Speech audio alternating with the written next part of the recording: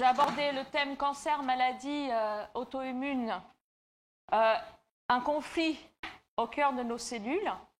Et ce que Laurent a présenté, voilà, vous en a dit un petit peu plus. Alors l'interrogation qu'on se pose, y a-t-il des solutions? Nous avons déjà vu qu'il y avait des solutions extraordinaires. Donc là, on va continuer dans cette démarche de trouver des solutions, tout en aussi en s'arrêtant sur des problématiques que nous tenterons, en fait, en tout cas, de voir comment les solutionner.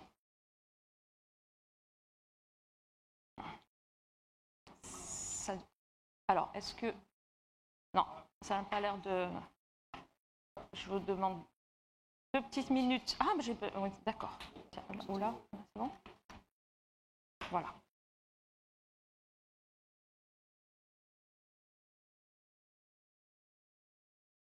Okay.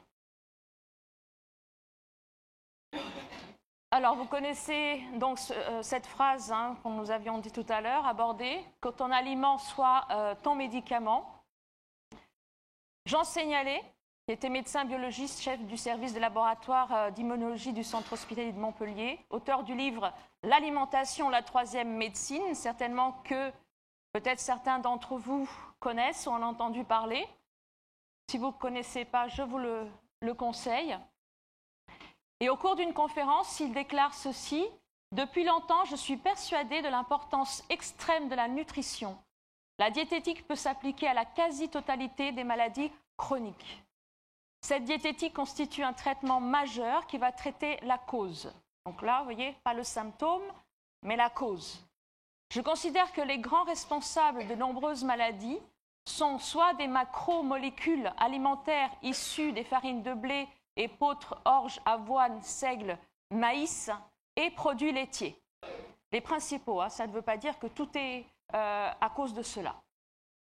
Soit des macromolécules bactériennes qui ont un point commun, c'est de traverser la paroi trop poreuse de l'intestin grêle pour rejoindre la circulation sanguine.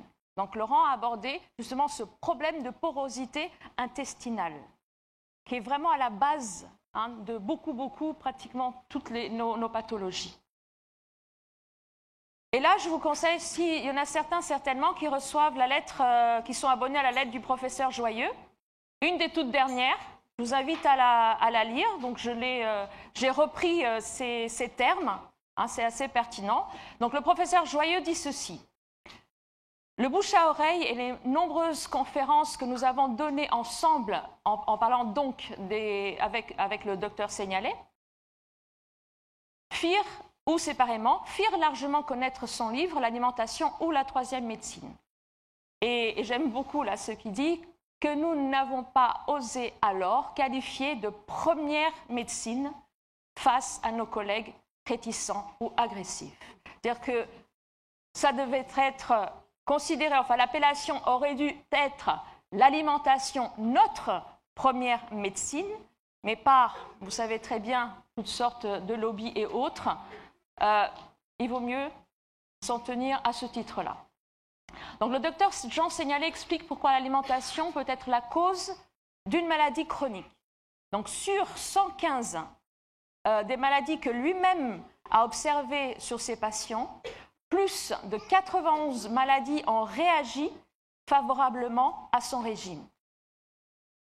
Et vous me direz, pourquoi pas la totalité, puisque c'est parce qu'il y a d'autres facteurs. Et nous avons vu d'autres facteurs naturels de santé, que tout ne se concentre pas seulement dans l'alimentation, c'est une base, mais il y a aussi le reste de l'hygiène de vie.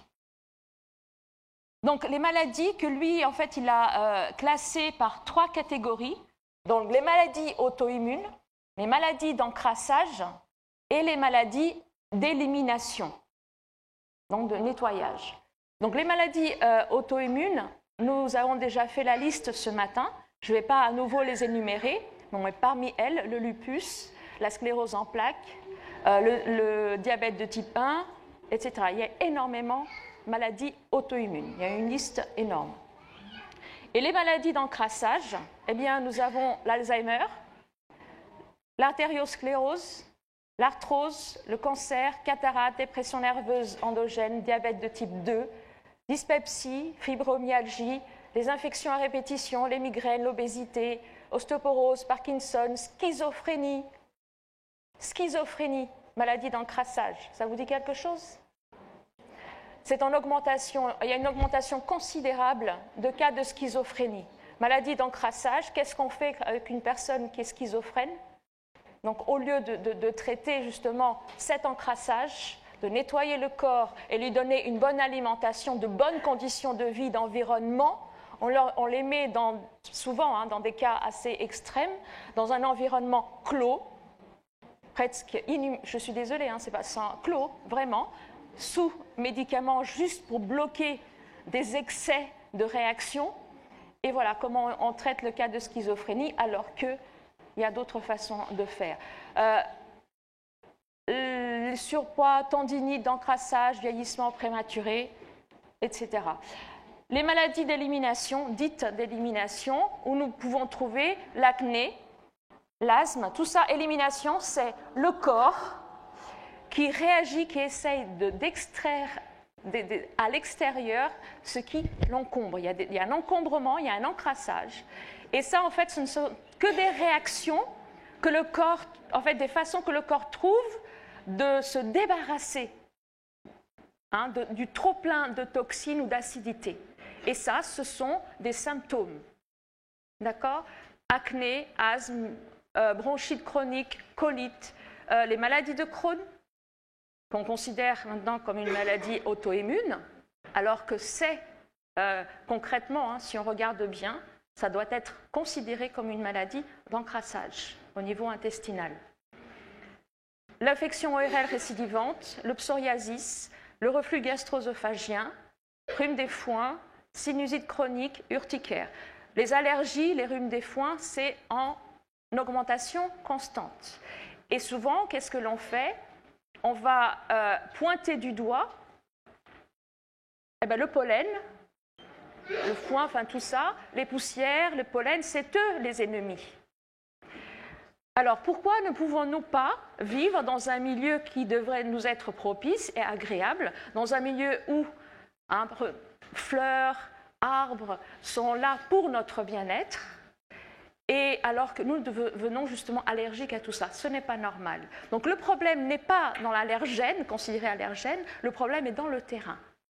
D'accord? C'est-à-dire comme il y a des substances très actives qui sont à l'intérieur justement du pollen ou l'acarien, c'est très réactif. Quand le corps est très encrassé, quand ces substances pénètrent dans nos voies respiratoires, comme c'est très encrassé, il n'a pas la possibilité de faire avec.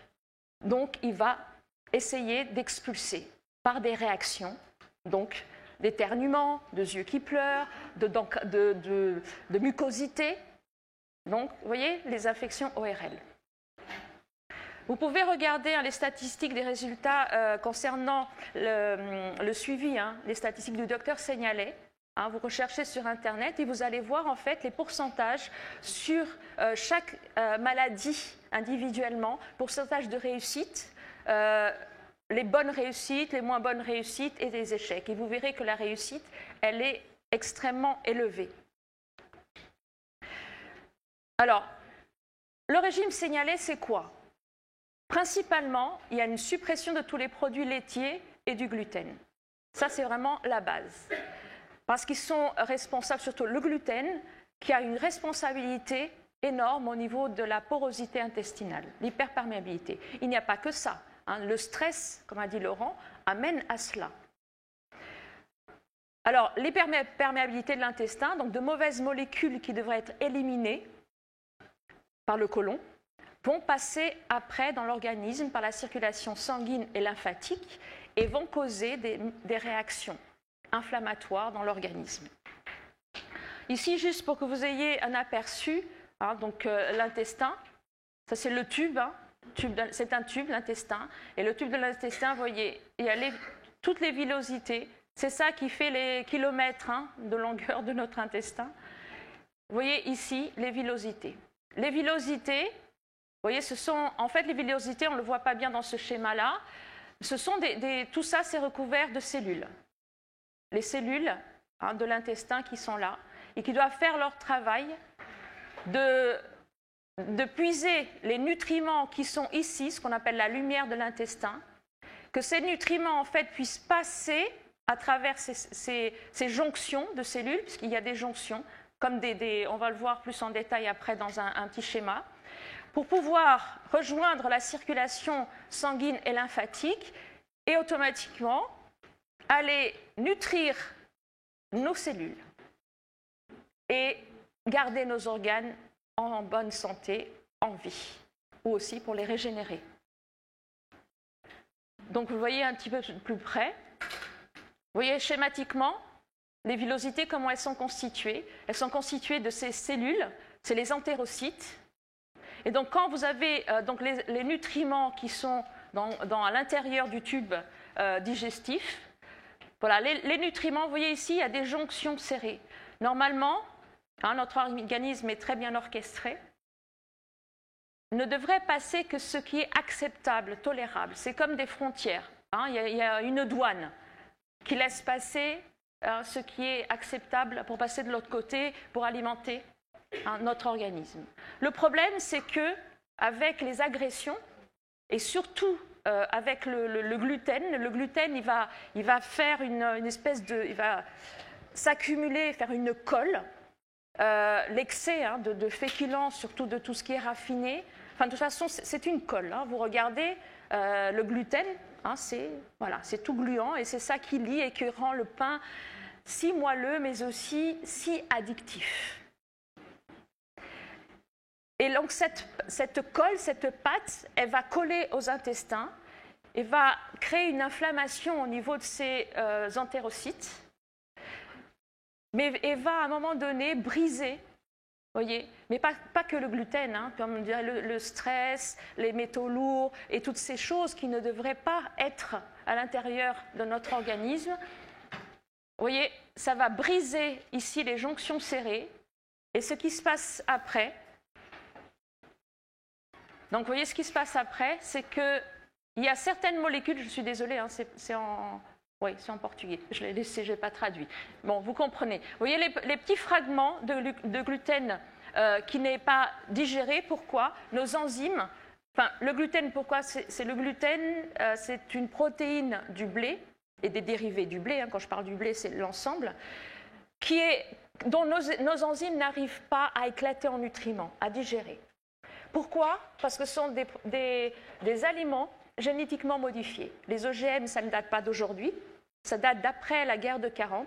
Ces blés ont été modifiés pour le rendement, toujours le rendement.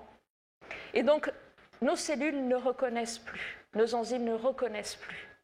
Donc, souvenez-vous, pour ceux qui étaient là ce matin, quand on modifie quelque chose, donc tout dans la création a été créé avec un principe, mais aussi un but, une fonction. Et donc quand on s'amuse à modifier des choses qui ne devraient pas être modifiables, il y a des conséquences. Donc notre organisme n'est pas fait pour reconnaître un organisme génétiquement modifié. Donc le gluten, il va finir déjà par faire cette colle, mais aussi, par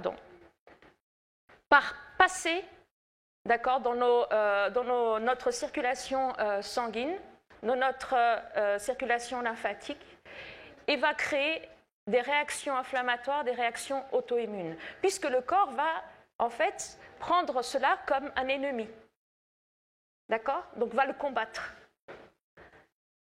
Alors, une chose importante aussi à savoir, parce que c'est vrai que c'est bien de faire l'état des lieux, l'état des choses, et il faut qu'on soit conscient des choses, mais c'est bien aussi de dire, est-ce qu'il y a des solutions, y a-t-il des bonnes nouvelles? La bonne nouvelle première, c'est que aussi, donc déjà, Laurent nous a donné beaucoup de bonnes nouvelles tout à l'heure, le renouvellement de nos cellules intestinales se fait tous les 3 à 5 jours. Mais il faut qu'elles aient les conditions pour. D'accord? Parce que les cellules, vous voyez, elles se reproduisent ici et elles migrent et elles tapissent au fur et à mesure les villosités de l'intestin pour accomplir leur fonction. Alors, quelles sont les solutions? Les solutions que donne Dr Seignalé: suppression de toute alimentation industrialisée et raffinée. Et moi, oui, il n'y a pas que lui qui la donne, hein. Principalement laitage, gluten, les sucres, les graisses saturées, l'alcool, le tabac et autres drogues. Ce sont les principales. En dehors de toute autre chose, ça c'est le principal qu'il faudrait supprimer de son alimentation. De toute façon, tout ce qui a été modifié, tout ce qui a été raffiné, n'est pas fait pour notre organisme. Un aliment doit être complet, doit être pris tel qu'il est dans la nature, parce que nous avons besoin d'un aliment quand il est ingéré, il a besoin de toute son entièreté, qui contient les enzymes, les minéraux, les vitamines. Un aliment raffiné, ce sont des calories vides et qui vont acidifier votre organisme. Une calorie vide ne contient pas de minéraux. Or, nos cellules, on a parlé ce matin brièvement, les cellules pour se renouveler, il y a les protéines. Les protéines, ce sont les briques. Et le ciment de ces briques, ce sont les minéraux. Donc vous voyez, s'il n'y a pas de ciment, nos cellules, elles auront beaucoup de mal à se renouveler, à se multiplier correctement et à maintenir un état de santé, maintenir nos organes en bonne santé. Donc ces minéraux, ce qui se passe très souvent, nous pouvons avoir un stockage de minéraux, mais quand nous allons manger ou avoir des conditions environnementales de stress ou pollution, notre sang risque d'être hautement acidifié. Le sang, pour nous maintenir en vie, il est primordial qu'il se situe approximativement à 7,30 et quelques. Si ce n'est pas le cas, nous courons le risque de mourir. Mais nous sommes des créatures merveilleuses. Heureusement que le corps a la possibilité de faire avec ce qu'on lui donne ponctuellement, je dis bien ponctuellement, pour éviter le drame. Donc le sang, pour établir ce pH qui devient trop acide avec ce que nous lui faisons ingurgiter chaque jour, eh bien il lui faut des minéraux, absolument, puisqu'ils ne sont pas contenus dans la nourriture qu'on lui donne. Il va puiser les minéraux où il peut. Souvent, c'est dans les os. D'accord ? Et on arrive à une déminéralisation. Ce n'est pas que les os, le cerveau a besoin de minéraux. Et vous arrivez à avoir des problèmes osseux, l'arthrose, ostéoporose. Donc plutôt que de fixer votre attention sur il faut des laitages, il faut du calcium, il faut du calcium, il faut du calcium, oui, il en faut, mais le bon calcium, qui est mieux assimilé par notre organisme, celui qui vient principalement des feuilles vertes, des oléagineux, d'accord, des brocolis, enfin, nous avons une alimentation végétarienne complète et diversifiée et très riche en minéraux, principalement les feuilles vertes, les minéraux. Donc, vous voyez, absolument besoin de cela. Donc, quand on n'a pas cela, eh bien, ça crée, donc justement, le corps, il va puiser dans les réserves, ça va emmener justement des problèmes osseux, quand ce n'est pas des problèmes de chute de cheveux. La peau a aussi, tout notre corps a besoin de minéraux, puisque c'est le ciment, la colle, pour les briques de nos cellules. Vous voyez l'importance ?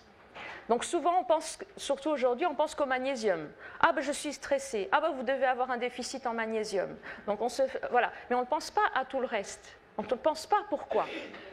Nous avons besoin de magnésium, potassium, sodium. Tout cela, ce sont des électrolytes, c'est-à-dire que dans notre corps, nous avons des messages électriques qui se passent à travers justement l'eau et les minéraux. Enfin, on ne va pas venir dans le détail là-dessus, mais c'est très très important. Et aussi une suppression des perturbateurs endocriniens, pesticides et toutes sortes de produits chimiques, dont les produits d'hygiène. Regardez les produits d'hygiène que vous utilisez, ça contient une quantité de produits chimiques qui sont là pour perturber votre système endocrinien. Donc tout ce que vous mettez sur votre peau, les cosmétiques, passe à travers la peau, va dans la circulation sanguine et va attaquer notre système hormonal. les produits chimiques, les produits d'entretien à la maison, tout cela va apporter beaucoup de... Et tout ce que nous respirons aussi.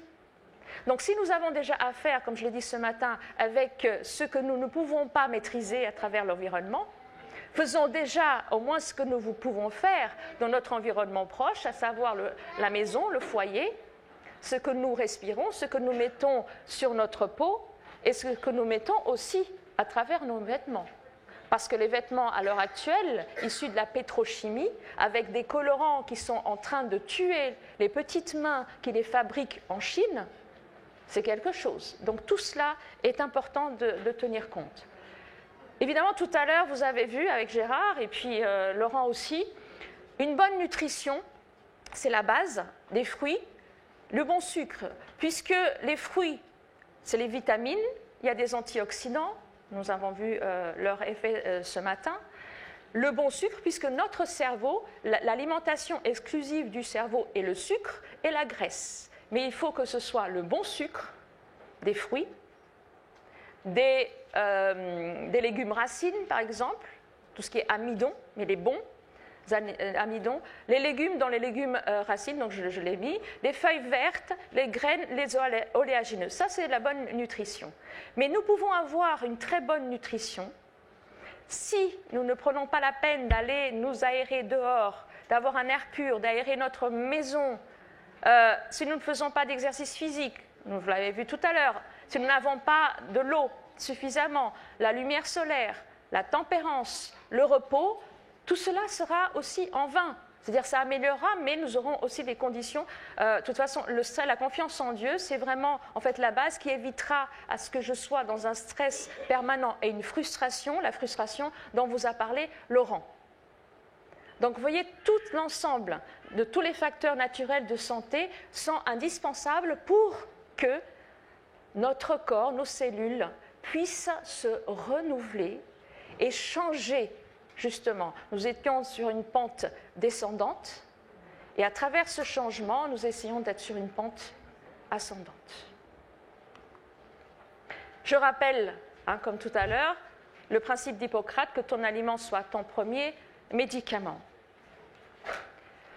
Alors, notre souci, et c'est vrai que notre souci, le souci de la société actuellement, je mange pour quoi faire ?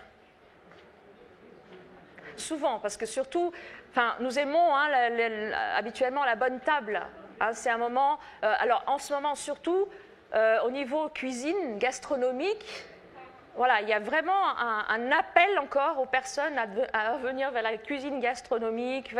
Parfois, quand je vois les mélanges qui se font dans la pâtisserie, dans les préparations culinaires, je suis affolée. Je vous assure que je suis affolée. Pourquoi ? On va de toute façon, encore une fois, essayer de remplir, comme dirait Laurent, son vide affectif. C'est bon. Et ça maintient, en fait, le centre des récompenses de mon cerveau dépendant, le centre des émotions. Et comme mon lobe frontal ne fonctionne plus, puisqu'il est en quête de sa drogue, je ne peux plus, en fait, justement, maîtriser ces émotions. Je ne peux plus recevoir ces informations, raisonner, en fait, intégrer l'information, raisonner et prendre la bonne décision. D'ailleurs, c'est le grand problème de notre génération actuelle, c'est que quelqu'un actuellement, qu'est-ce qu'il fait devant un écran, que ce soit tablette, iPhone, iPad, télévision, écran de cinéma, la musique constamment, donc tout le temps dans un stimuli, plus l'alimentation raffinée, sucre, pizza, hamburger, etc., sans aucun nutriment essentiel pour les cellules, que ce soit les cellules de tout l'organisme également du cerveau.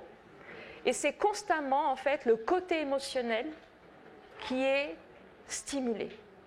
Et on a besoin d'être tout le temps stimulé. Nous n'avons plus la capacité, en tout cas la génération actuelle n'a plus la capacité de prendre une information, de l'analyser, de raisonner et vraiment de prendre la bonne décision. De cette information, qu'est-ce que j'en fais? Ce qu'on me donne là, qu'est-ce que c'est? Et qu'est-ce que je vais en faire? Non, on prend. Nous sommes des buvards, des buvards, des buvards, des buvards. Plus aucune capacité de raisonnement.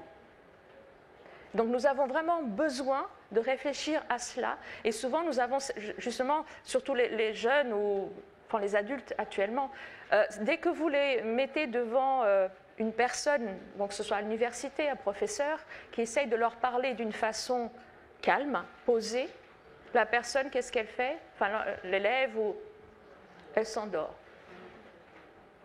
Impossible, parce que ces informations demandent une réflexion au niveau du lobe frontal.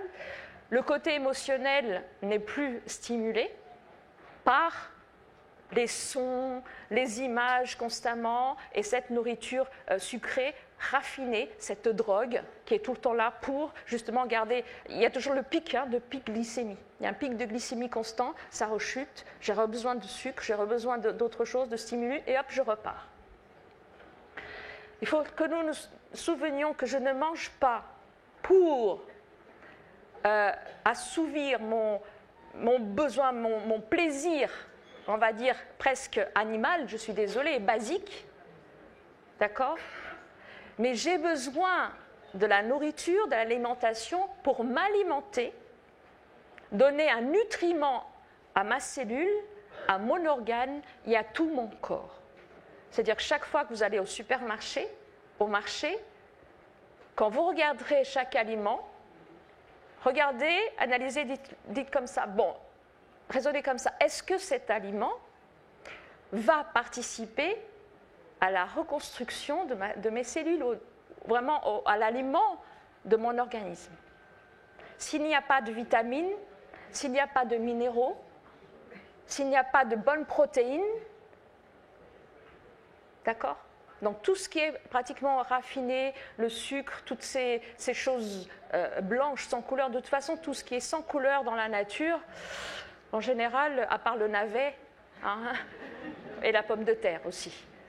Mais vous voyez, prenons l'aliment tel qu'on le trouve dans la nature. C'est pour cela qu'il a été conçu, créé pour nous alimenter correctement. Donc, la nourriture, il faut se le rappeler, constitue la matière première pour la fabrication, le maintien et la réparation de mon organisme, composé d'organes, de tissus et de cellules. C'est très important que nous puissions retenir cela. Et là, je reviens, puisque nous avons vu depuis ce matin le rapport entre la santé et la Bible. Et je reviens, puisque nous avons parlé du concepteur, le concepteur de notre organisme. Nous avons fait le parallèle, enfin la comparaison entre une belle Ferrari et notre corps. Là, notre créateur, notre concepteur, dans son manuel, nous a donné un régime idéal. Et le premier régime idéal, qui était avant le péché, où il n'y avait pas de mort de cellules, était, ça se trouve dans la Bible, dans Genèse 1er au verset 29, et Dieu dit « Voici, je vous ai donné toute herbe portant semence, qui est à la surface de toute la terre, et tout arbre qui a en soi du fruit d'arbre portant semence. Ce sera votre nourriture. » Toute cette nourriture, elle a de la vie en elle. Et cette vie redonne la vie à nos cellules. On ne peut pas obtenir la vie à travers la mort. Nous sommes d'accord? Donc quand un aliment a été raffiné, considérez cet aliment comme un aliment mort.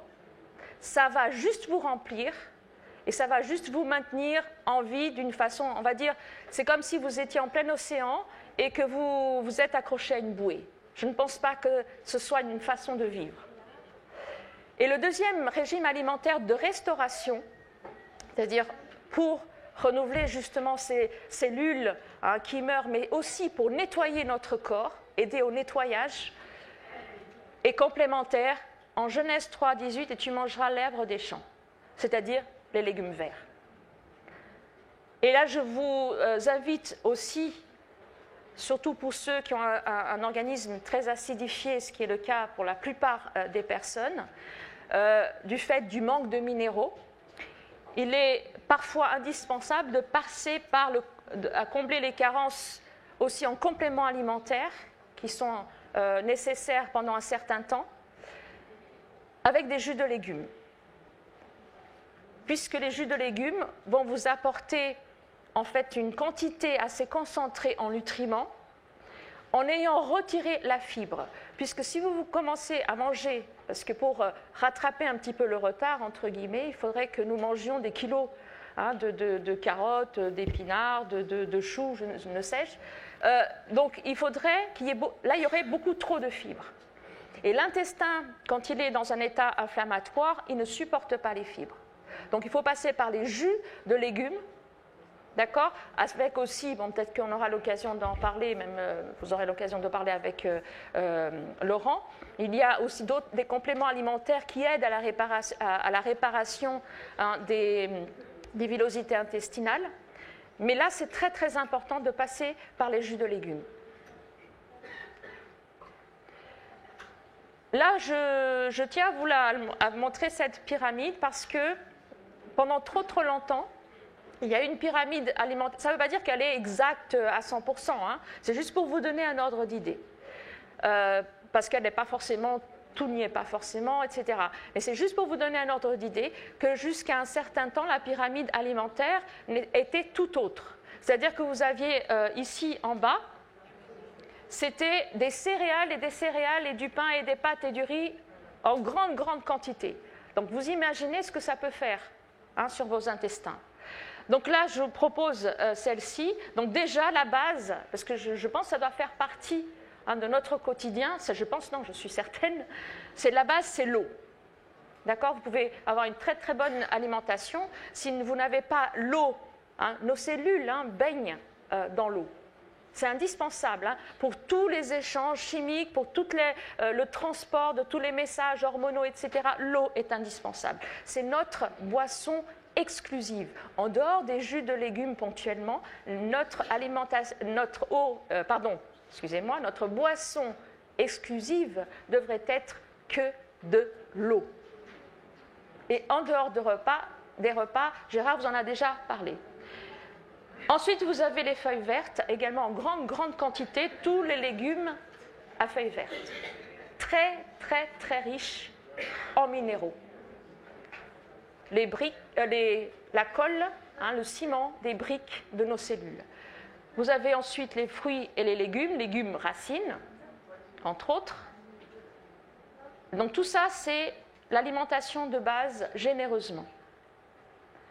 Ensuite, vous avez les protéines, acides aminés, avec modération, parce que même si ce sont des protéines végétales, très souvent, on pense qu'en changeant en fait d'alimentation, d'une alimentation carnée à une alimentation végétarienne, on a tellement peur, il y a cette peur qui nous dirige un peu de manque, qu'on se met à faire des espèces de steaks hyper protéinés, à base de gluten, de soja, de pois, etc. Et vraiment, il y en a trop. L'organisme, quand il prend ce dont il a besoin, le trop, c'est encore des déchets. Donc là, vous allez fatiguer votre organisme dans la digestion. Vous allez demander à ce qu'il fasse un travail considérable alors qu'il est déjà fatigué. Donc il faut faire attention à cela aussi. Et il ne faut pas remplacer la viande et chercher à imiter le steak de viande par des denrées végétales. Souvent, on a l'impression qu'on veut garder parce que votre cerveau, souvenez-vous les changements, votre cerveau continuera à voir le message que vous mangez de la viande. Et vous aurez beaucoup de mal à vous en passer. Vous y reviendrez tôt ou tard à la viande, parce que votre cerveau considérera cet aliment comme indispensable. Donc ce n'est pas un remplacement de nourriture, c'est un changement. D'accord ? C'est un changement.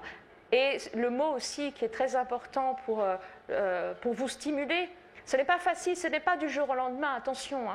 Faites-le progressivement. Ne passez pas d'une alimentation, par exemple carnée, à une alimentation végétarienne, à manger des grandes plâtrées de légumes, et même de crus, parce que le cru est très très bon pour la santé, même les légumes crus, énormément, le plus possible.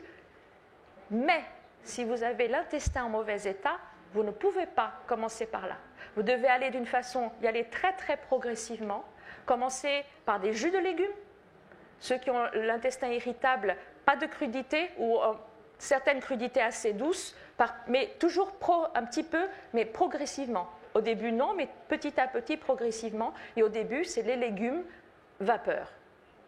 À la cuisson vapeur à la température douce, basse température, pour garder les nutriments, les enzymes, les minéraux, les vitamines. C'est très important. D'ailleurs, pour ceux qui ont des problèmes de glycémie, il y a certains aliments qui augmentent leur indice glycémique du fait d'être cuits à l'eau à haute température. Une pomme de terre, quand elle est bouillie à l'eau, elle va avoir un indice glycémique très élevé, plus de 70. Par contre, si vous allez la cuire à la vapeur, elle va descendre en dessous de la moyenne, peut-être dans les 45 si je me souviens bien. Donc, vous voyez la différence ? Donc, faites attention déjà dans de changement d'alimentation, faites-le d'une façon progressive parce qu'il ne s'agit pas, comme disait Laurent, de viser le cime de la montagne. Vous risquez de vous décourager, vous risquez d'avoir des symptômes, fermentation, ballonnement, parce que les cellules de l'intestin, elles se renouvellent. Au fur et à mesure, elles vont s'habituer. Vous voyez, et elles vont créer des nouvelles enzymes, des nouvelles cellules qui vont s'habituer à la nouvelle alimentation d'une façon progressive. Il ne s'agit pas. Il y a certaines choses que vous pouvez enlever. Les poisons majeurs, je vous conseille de les enlever d'une façon assez.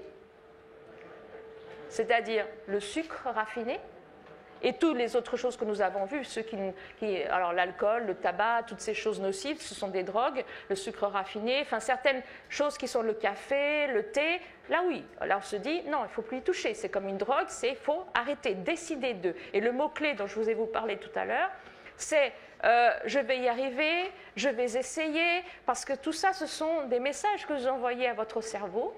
Je vais essayer, c'est toujours, il n'y a pas vraiment une notion de certitude. Mais il y a un mot que votre cerveau va bien retenir et c'est « j'ai décidé de ».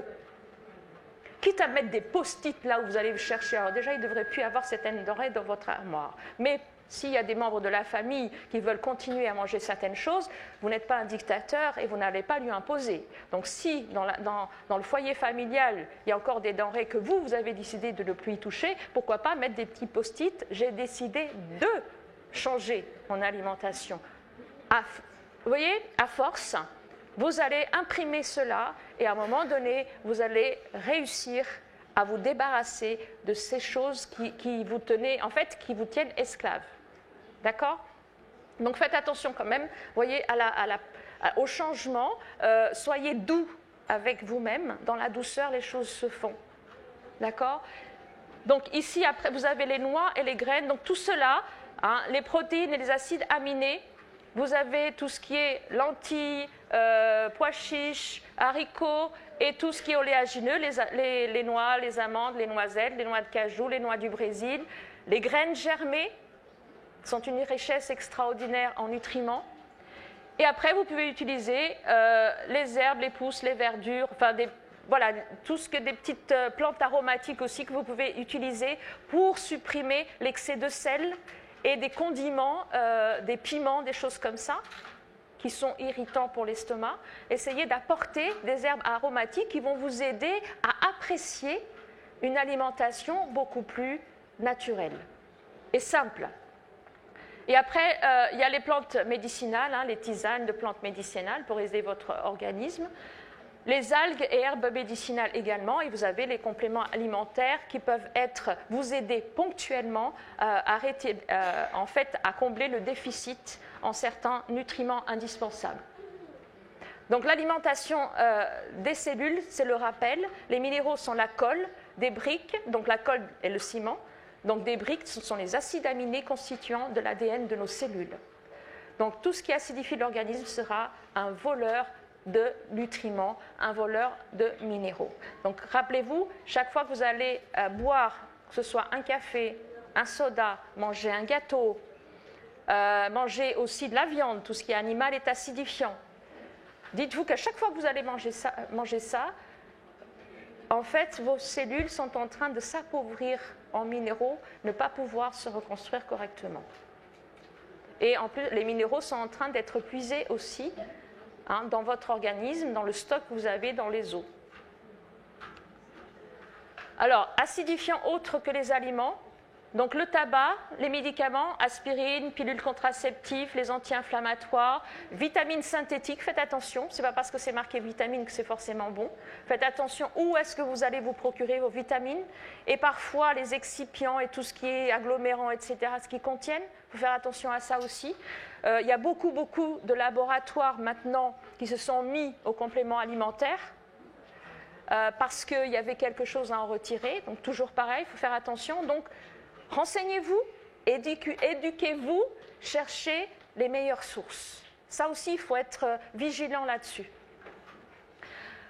Alors, il y a également l'acidifiant, la déshydratation, donc le manque d'eau est acidifiant, le surmenage physique et psychique, le travail nocturne, le manque de sommeil, les contractures chroniques de stress, parce que quand on est stressé, tout est d'ailleurs, vous le sentez, tout est comprimé là-dedans. Et d'ailleurs, quelque chose que je tiens à vous dire, quand vous êtes stressé, vous avez un événement, vous n'avez pas pu contrôler ce stress, ne mangez pas. Et souvent, c'est ce qu'on va tout de suite pour comme combler quelque chose qui ne va pas, hop, on va manger.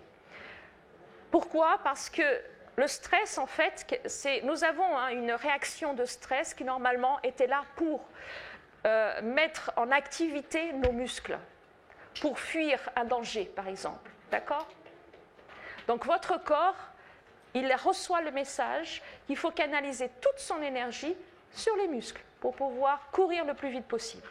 D'ailleurs, quand on est dans le stress, nous pouvons courir 3 fois plus vite que d'habitude. Et parce que le corps doit se concentrer sur les muscles, il va arrêter de fonctionner dans tout ce qui n'est pas vital à ce moment précis. Donc il arrête la digestion.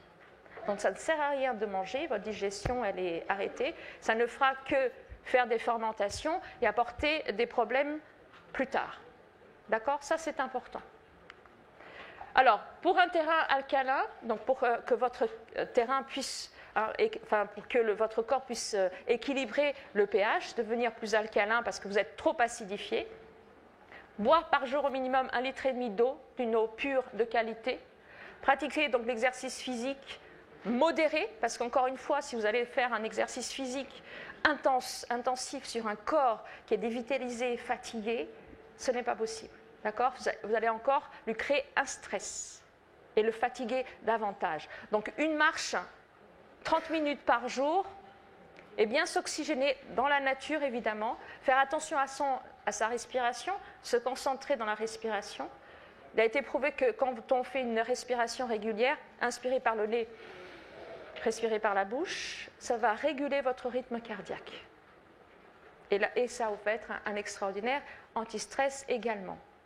Donc on a parlé des jus de légumes, favoriser les aliments alcalins ou les monodiètes pendant un petit peu de temps. Pourquoi pas un repas par jour, par exemple, que d'un seul aliment, patates douces, bananes, châtaignes, courges, légumes verts, c'est une idée. Après, attention, ici, tout ce que je donne, ce sont des informations générales. Pour ceux qui veulent on va dire se décrasser, c'est le mot, décrasser, détoxifier, changer leur alimentation, qui ont une pathologie particulière et un état de fatigue extrême, essayez de vous faire accompagner par un thérapeute de santé. Soyez sages. Mangez, donc les légumes, ce sont les plus riches en minéraux, donc essayez de mettre dans votre alimentation 60% de légumes à votre menu. Mangez seul ou en dehors des repas les fruits, le melon, la pastèque, le miel. Les fruits doivent être mangés en dehors des repas, puisqu'ils se digèrent très très vite, ils ne restent pas dans un milieu acide, c'est-à-dire dans l'estomac. Si vous le mangez après le repas, puisque l'estomac s'occupe de digérer les protéines dans un milieu acide, les fruits vont aller dans le bol alimentaire en même temps, d'accord ? Ça va déjà, ils ne vont pas être digérés, et puisque l'acidité ne digère pas les fruits vont rester là, ils vont fermenter. D'accord? Donc vous n'allez pas bénéficier des nutriments, des fruits, et vous allez encore une fois faciliter un état inflammatoire. Pardon. Le melon, la pastèque devrait se manger seul, ne pas mélanger à d'autres fruits, parce que c'est les fruits qui se digèrent encore plus vite que les autres. Les fruits, en dehors des repas, donc 30 minutes ou 30 minutes avant, ou 2 heures. Non, là, il y a un petit souci, ce n'est pas 2 heures après. Il faut qu'il y ait la digestion. Il y a eu peut-être un copier-coller de quelque chose d'autre, de l'eau par exemple. Les fruits, il faut vraiment que la digestion soit faite. Si vous avez mangé des protéines, la digestion, elle est beaucoup plus longue que 2 heures. Donc, attendez d'avoir bien digéré avant de manger des fruits. Un petit rappel, le corps humain a été désigné, programmé pour s'auto-guérir si on lui donne les bonnes conditions. Tout comme un arbre nous donnera de bons fruits si on lui donne les bonnes conditions de croissance et développement. Donc vous voyez que nous avons montré des problématiques, nous avons vu notre monde est malade. Il y a un impact considérable sur notre santé de l'industrie alimentaire, l'industrie pharmaceutique. Nous avons la possibilité de devenir maître de notre santé. Ne laissez pas les autres vous diriger et être maître de votre santé. Donc, prenez votre vie en main. Soyez les ingénieurs de vos gènes, de votre système. Et ça, je trouve ça que c'est une très bonne nouvelle. Tout ce que j'espère, c'est que tout ce que nous abordons là, c'est vraiment vous incite à prendre ces décisions qui vont changer votre vie. Parce que quand on est en bonne santé, la santé, ce n'est pas seulement que nos organes fonctionnent correctement, c'est également très important, dont j'ai dit tout à l'heure, que le cerveau fonctionne correctement, nos émotions soient canalisées, nous ayons en fait une capacité de raisonnement. Vous savez, avec tout ce qui se passe actuellement dans la société, d'accord? C'est un peu on ne nous dit pas ce qu'il y a dans les coulisses, on essaie de nous faire ingurgiter des tas d'informations, je dirais même des désinformations. Si nous n'avons pas la capacité d'analyser ce que l'on nous donne ou d'aller à la recherche de la vérité, d'accord? Nous suivons comme des petits moutons. Donc notre capacité intellectuelle, nous pouvons l'améliorer, notre capacité de raisonnement, notre capacité d'analyser une information, de mémoriser et de prendre des bonnes décisions pour notre bien-être, celui de nos semblables, de notre conjoint, de nos enfants. Et nous avons vu, Laurent vous a montré l'impact que nous avions par rapport à nos habitudes, de ce que elles pouvaient répercuter sur nos enfants, sur les autres. Mais surtout, je voudrais que vous reteniez cela aujourd'hui, c'est qu'il y a derrière le corps des créatures merveilleuses que vous êtes tous, notre corps est une machine extraordinaire, il y a un créateur. Et comme tout bon constructeur, le premier d'ailleurs, c'est lui, il ne nous a pas laissés comme ça, au hasard, sans des instructions. Tout comme un concepteur de quelle que soit la machine vous donne un manuel d'instruction et d'entretien. D'ailleurs, même vous avez la façon de l'entretenir et la façon de réparer si toutefois il y a une anomalie. Nous avons aussi le manuel du Dieu créateur et nous avons vu quelle est la meilleure alimentation, quels sont tous ces conseils qui font que nous pouvons récupérer, d'accord, une bonne santé et stopper l'évolution de ces maladies et ces symptômes et toutes ces choses qui nous empêchent de vivre. Évidemment, on nous dit, et même la médecine le dit, que l'espérance de vie a augmenté. L'espérance de vie a augmenté, alors vivre vieux, c'est très très bien, c'est très bien. Mais si je dois vivre vieux, en allant voir mon médecin et l'hôpital tous les 4 matins, en me piquant avec, vous voyez, une piqûre, un cachet par-ci, par-là, ma petite canne pour m'accompagner, etc. Est-ce que c'est vivre? Avec aussi des problèmes aussi caractériels. irritation, parce que tous ces mauvais aliments ont une influence sur notre cerveau que lorsque nous sommes en manque, par exemple si nous sommes en manque de sucre, nous devenons mais très irritables. D'accord ? On a besoin de sa drogue. Donc il ne faut pas vous étonner que les enfants, parfois piquent des crises de colère parce qu'ils sont constamment en hyper et en hypoglycémie. Donc au lieu de donner à chaque fois du sucre à l'enfant, donnons-lui une bonne alimentation, des bonnes conditions de vie, ses colères vont s'arrêter. Et la nôtre, c'est pareil. Faites l'expérience, vous mangez du sucre, le lendemain, vous êtes d'une humeur incroyable parce que tout au long de la nuit, vous avez eu une chute. Parce que quand vous avez trop de sucre qui part dans le sang, donc le pancréas, il envoie de l'insuline très très vite, mais en grande quantité. Donc l'insuline, elle fait chuter tout de suite le taux de sucre dans le sang. Et vous avez un manque, d'accord ? Donc ce qui fait que souvent, vous mangez du sucre la nuit, le soir. Dans la nuit, vous avez un manque de sucre, on s'en aperçoit même pas, et on a un sommeil qui est très perturbé par des cauchemars, etc. Et on se réveille le matin, on est dans une humeur terrible, tout simplement parce que nous sommes en manque de drogue. Voilà. Donc, tous ces conseils de santé, c'est vraiment que nous puissions prendre des décisions pour avoir une meilleure santé mentale, physique et spirituelle, et que nous puissions en fait avoir du bonheur et transmettre du bonheur. D'accord ? Donc je vous invite vraiment à faire ces changements. Et pour finir, je vais vous recommander des livres.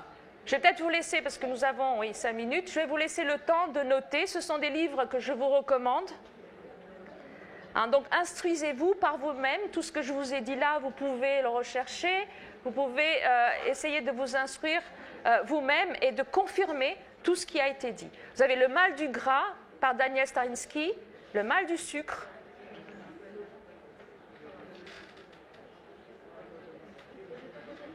Alors, nous aurons un temps de questions, hein, Christophe, tout à l'heure. Nous aurons un temps de questions. On va voir.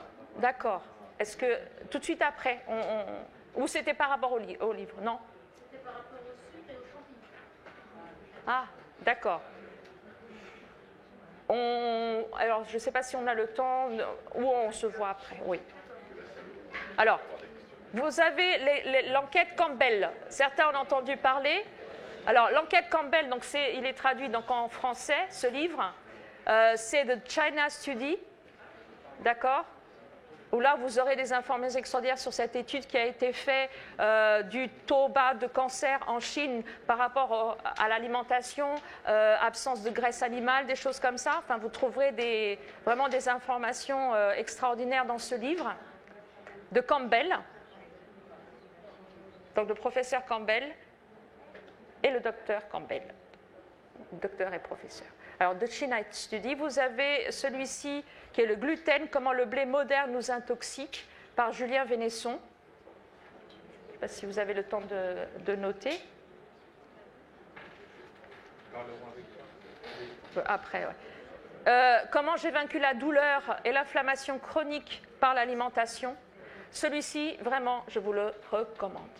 20 ans que cette personne a souffert vraiment sévèrement d'arthrite, d'arthrose. Donc elle dit, c'est Jacqueline Lagacé. Donc elle avait perdu même l'usage de ses doigts et elle a retrouvé la santé à travers une alimentation hypotoxique, donc sans toxines. Vous avez le pH, donc le pH Miracle, le miracle du pH alcalin.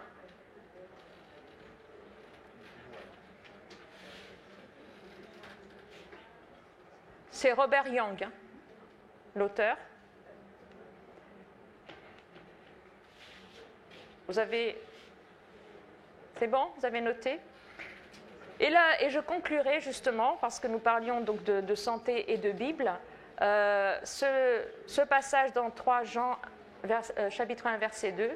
« Bien-aimé, je souhaite que tu prospères à tous égards et sois en bonne santé, comme prospère l'état de ton âme. » En tout cas, c'est notre souhait pour chacun d'entre vous. Merci de votre attention.